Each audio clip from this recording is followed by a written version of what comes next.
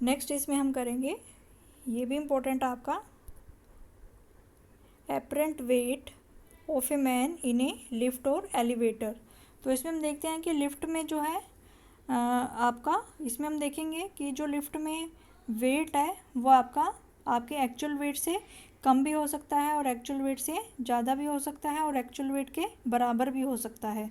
तो ये जो इम्पोर्टेंट है, ठीक है। तो ये इस चैप्टर के जो सारे टॉपिक हम कर रहे हैं वो सारे टॉपिक आपके इम्पोर्टेंट हैं। तो ये हम देखेंगे, apparent weight of a man in A lift और एलिवेटर, क्योंकि लिफ्ट जो है आपकी अपवर्ड डायरेक्शन में भी मूव करती है और डाउनवर्ड डायरेक्शन में भी मूव करती है, ठीक है। तो इसमें हम देखते हैं अभी कि एपरेंट वेट क्या क्या होता है, कि जो मैन का एपरेंट वेट है किसी भी लिफ्ट में और एलिवेटर में वो क्या होता है।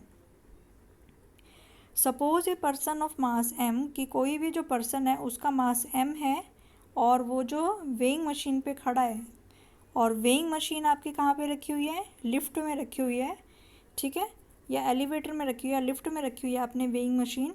तो जो पर्सन का जो एक्चुअल वेट होता है वो किसके बराबर होता है, mg के बराबर होता है। हमारा जो एक्चुअल वेट होता है w बराबर mg, ये हमारा एक्चुअल वेट होता है।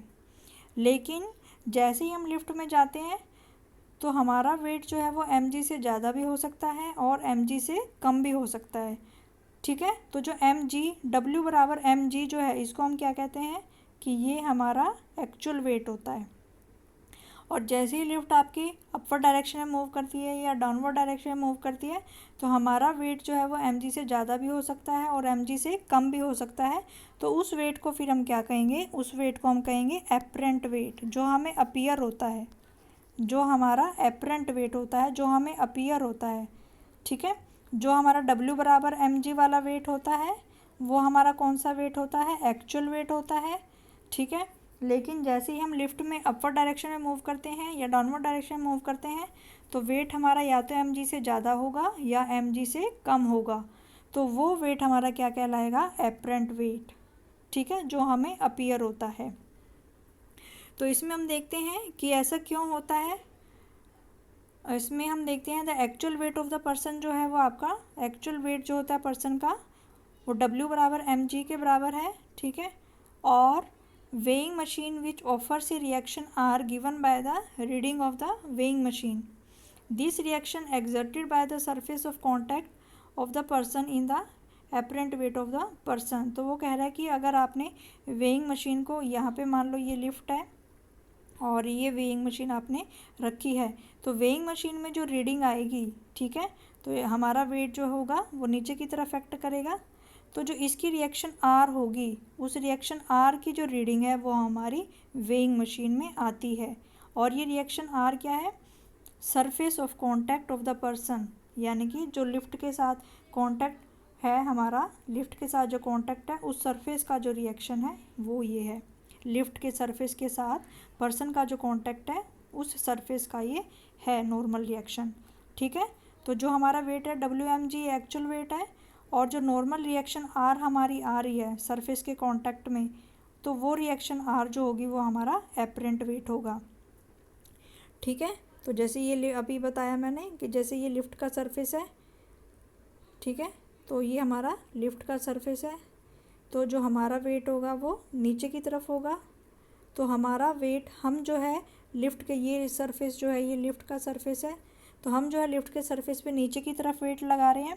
तो बदले में जो लिफ्ट का सरफेस है वो हमारी बॉडी के ऊपर की तरफ नॉर्मल रिएक्शन लगाएगा, ठीक है। तो ये जो नॉर्मल रिएक्शन आर है इसी को ही हम क्या कहते हैं, एपरेंट वेट कहते हैं। और जो वेइंग मशीन में जो हमारी रीडिंग आएगी वो इसी एपरेंट वेट की आती है, ठीक है। तो फर्स्ट कंडीशन अगर हम देखें, फर्स्ट कंडीशन क्या है कि अगर लिफ्ट आपकी रेस्ट पोजीशन पे है, when the elevator is at rest, तो जब लिफ्ट आपकी रेस्ट पोजीशन पे होगी तो एक्सेलरेशन की वैल्यू क्या होगी, आपकी 0 होगी, ठीक है। तो पहले हम इसको इस वाली फिगर से देखते हैं। यहाँ पे ये आपकी फिगर है, ठीक है।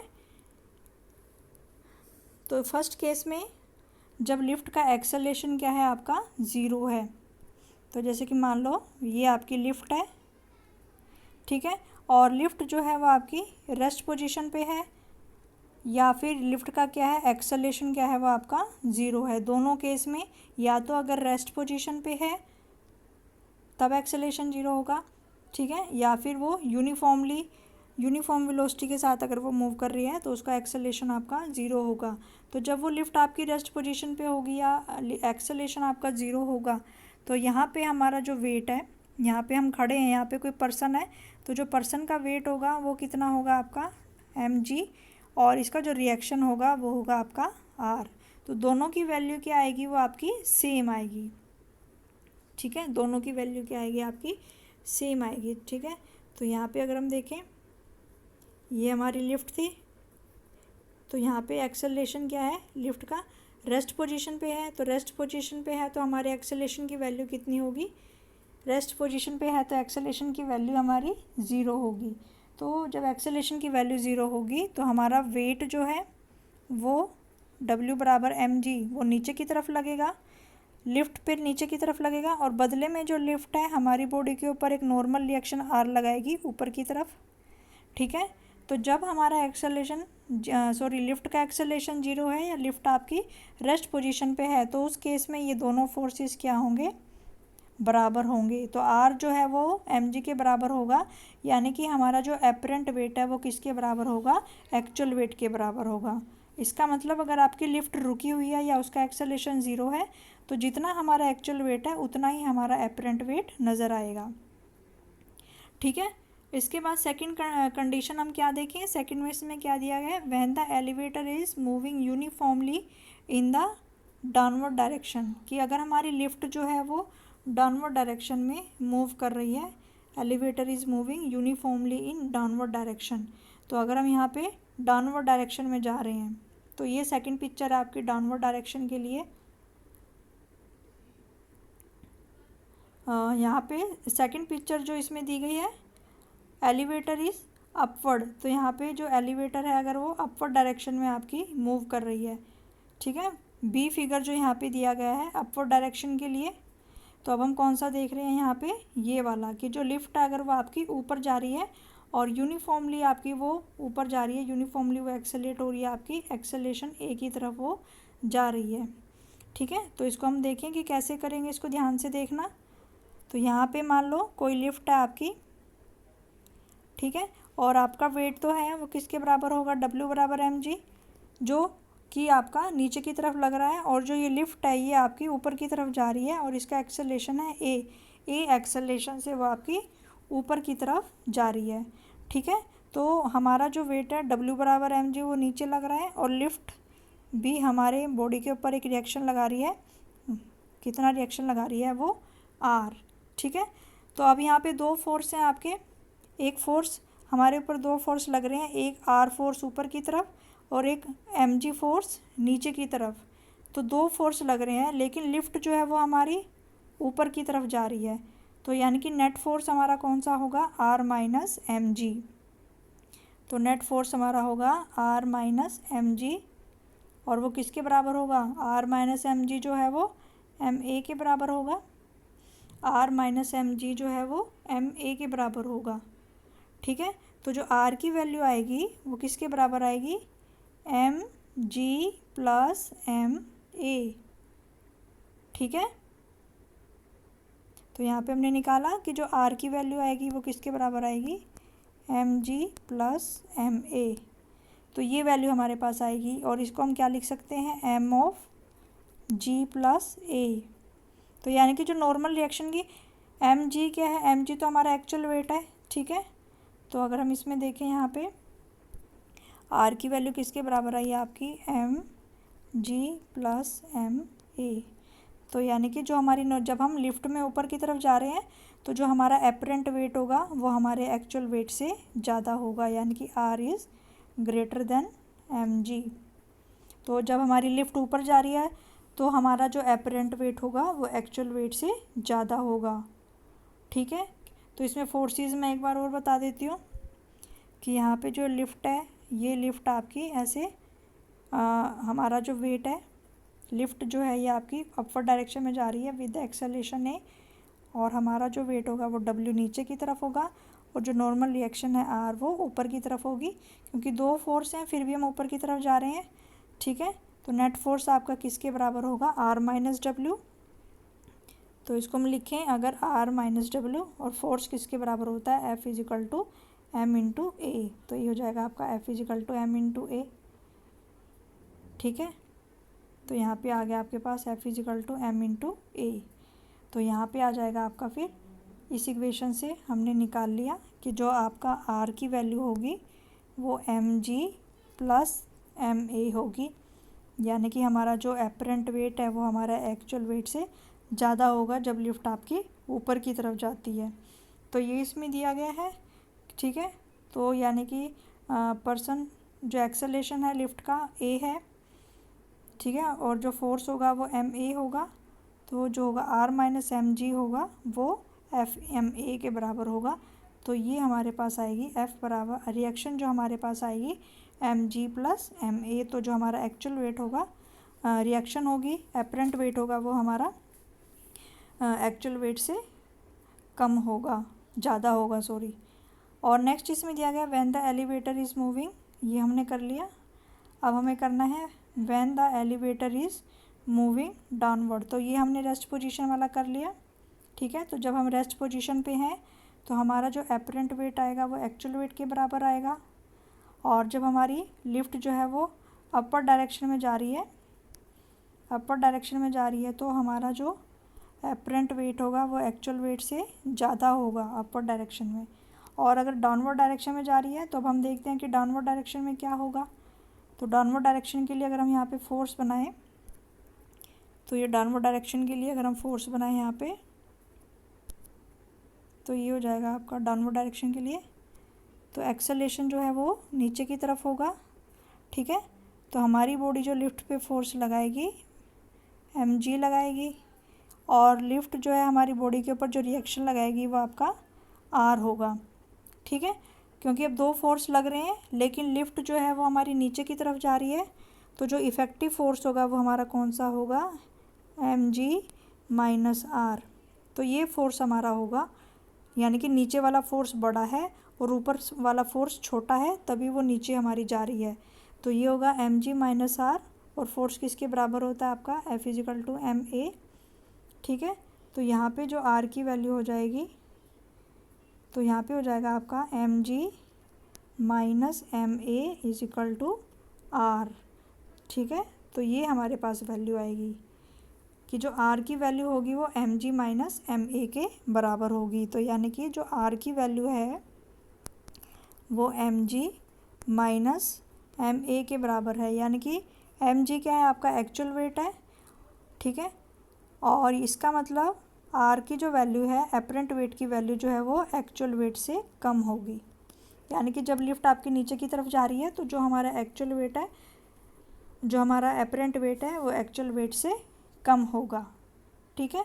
तो ये हमने देखा कि फर्स्ट केस में जो आर की वैल्यू आ रही है वो हमारी एम जी के बराबर आ रही है, और सेकंड केस में आर की वैल्यू हमारी किसके बराबर आ रही है, M G plus M A, और लास्ट केस में हमारी आ रही है R is equal to M G minus M A. तो पहली कौन सी कंडीशन है कि जब लिफ्ट आपकी रेस्ट में है तो दोनों रिएक्शन जो R is equal to M G है, इसका मतलब जो आपका एक्चुअल वेट है वो आपका एपरेंट वेट के बराबर है।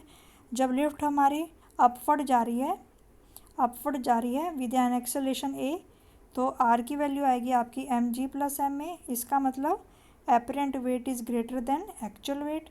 और जब लिफ्ट हमारी नीचे जा रही है डाउनवर्ड डायरेक्शन में विद एन एक्सेलेरेशन ए, तो apparent weight is less than the actual weight. तो ये था हमारा टॉपिक कि एपरेंट वेट ऑफ मैन क्या होता है। तो हमने इसमें देखा कि जब एलिवेटर आपकी रेस्ट में है तो दोनों आपके बराबर होंगे, जो एपरेंट वेट और इक्वल वेट जो है वो आपके बराबर होंगे।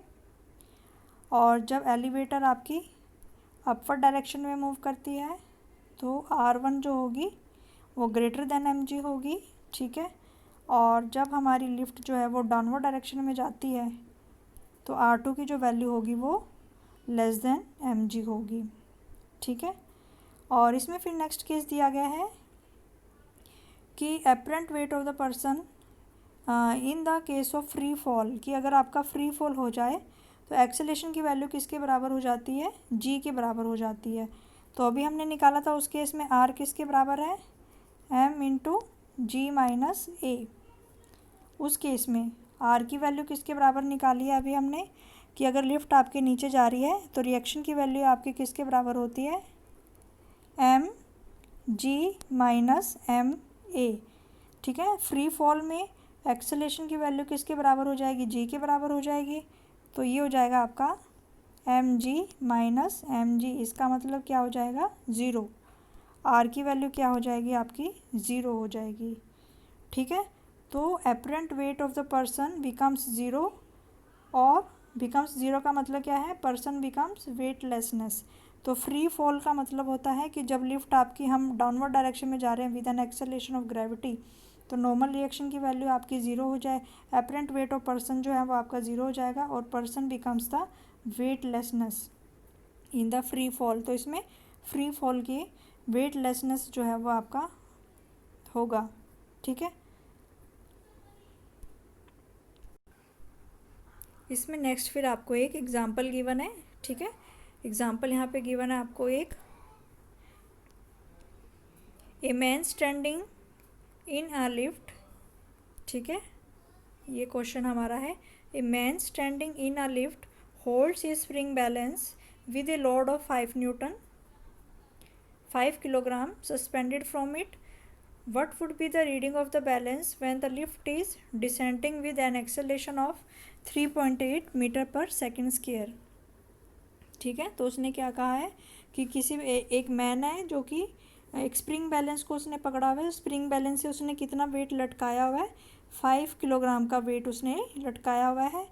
तो what would be the reading of balance, की बैलेंस की रीडिंग क्या होगी जब लिफ्ट जो है वो आपकी नीचे की तरफ जा रही है with an acceleration of 3.8 metre per second square. ठीक है, तो उसने क्या कहा है कि ये कोई अगर आपका पर्सन है, ठीक है, अगर ये लिफ्ट आपकी रेस्ट पोजीशन पे है तो यहाँ पे उसने एक स्प्रिंग बैलेंस से एक वेट लटकाया हुआ है जो कि कितने का है आपका, 5 किलोग्राम का है। फिर वो कह रहा है कि लिफ्ट ने नीचे जाना शुरू कर दिया, कितने एक्सेलरेशन से, 3.8 मीटर पर सेकंड स्क्वायर के एक्सेलरेशन से नीचे जाना शुरू कर दिया। तो वो जो 5 किलोग्राम की रीडिंग थी अब वो कितनी हो जाएगी। तो हमें पता है कि जब लिफ्ट आपकी नीचे की तरफ जाएगी तो वेट उसका क्या, अपरेंट वेट उसका कम हो जाएगा। तो पहले एक्चुअल वेट उसका कितना है, 5 किलोग्राम। ठीक है, तो अब वो 5 किलोग्राम से कम हो जाएगा। ठीक है, तो हमने डाउनवर्ड डायरेक्शन के लिए जैसे मैंने ये बताया है अभी आपको इस वीडियो में कि जो वेट अगर आपका mg है और ये नॉर्मल रिएक्शन अगर आपकी r है, ठीक है, तो इसमें हमने निकाला था mg, क्योंकि लिफ्ट आपकी नीचे की तरफ जा रही है तो नीचे वाला फोर्स आपका ज़्यादा है, तो mg minus r is equal to ma। ठीक है, तो mg minus ma is equal to r। ठीक है, तो ये वैल्यू हमने निकाल ली कि जो r की वैल्यू आएगी वो किसके बराबर आएगी आपकी, m of g minus a। m को हम कॉमन ले लेंगे तो m of g minus a।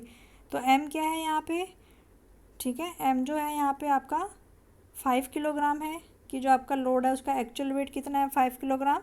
तो m की जगह हम 5 पुट कर देंगे, और g की जगह जो है यहाँ पे हमें एक्सेलरेशन कितना दिया गया है, g जो होता है हमारा 9.8 होता है, और लिफ्ट का कितना दिया गया हमें 3.8। तो g की जगह हम पुट करेंगे 9.8, और एक्सेलरेशन लिफ्ट का जो नीचे की तरफ जा रही है उसका आएगा आपका 3.8। ठीक है, तो इसको सॉल्व करके हमारे पास जो फोर्स की वैल्यू आएगी, r की वैल्यू आएगी वो कितनी आएगी हमारे पास, r की जो वैल्यू आएगी वो 30 न्यूटन आएगी। ठीक है, तो इस 30 न्यूटन से फिर हमें मास की वैल्यू निकालनी है। ठीक है, तो हमें पता है कि ये किसके बराबर होता है, w बराबर mg के बराबर होता है। तो अगर हमें यहाँ से m की वैल्यू निकालनी है तो 30 को हम किससे डिवाइड करेंगे, 9.8 से।